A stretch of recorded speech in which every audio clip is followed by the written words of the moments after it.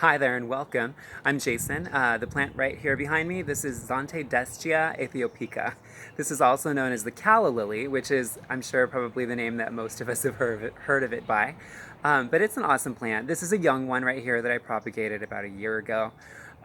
These plants originate from Africa. This plant is awesome and beautiful for so many reasons. It makes a great garden flower. It makes a great cut flower. Here is the flower. But yeah, super gorgeous. It's just started. These bloom from the late winter, early spring into the early or midsummer. Some places they bloom all the time.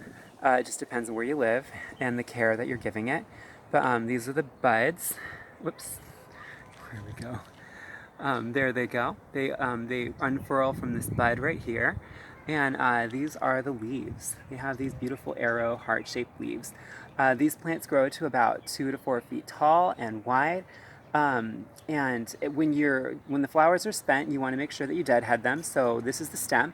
When this flower is done and it's all dried up, you want to go down the stem to just a few inches above the ground and cut the stem. And then discard the flower, and that way you keep your plant more compact and tidy.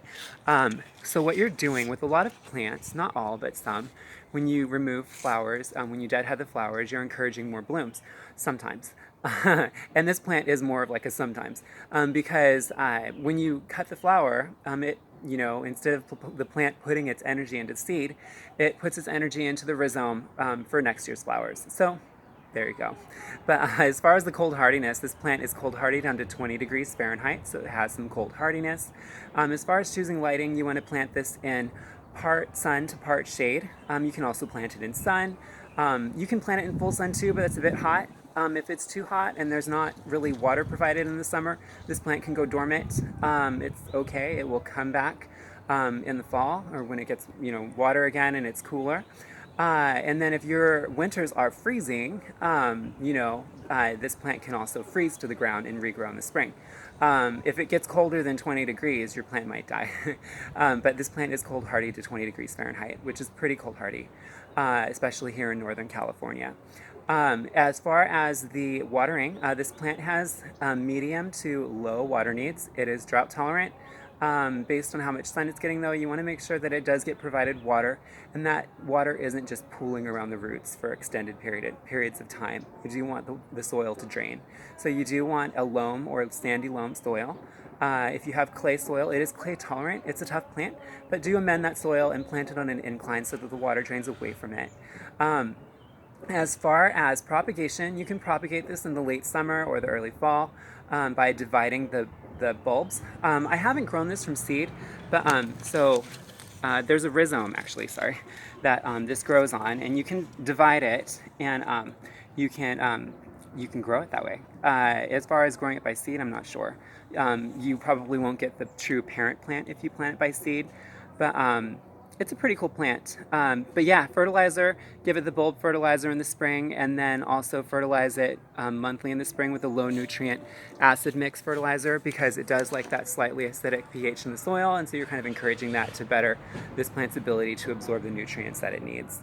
But yeah, once again, it's a tough and adaptable plant. So if you place it right, if you plant it right, you're probably going to succeed with this plant. If you're not getting flowers, or as many flowers as you think the plant should be, maybe like it was when you bought it, usually a lack of bloom is due to too much nitrogen in your fertilizer, or just too much nitrogen in general, or too little water, or too little sun. So do keep those pointers in mind.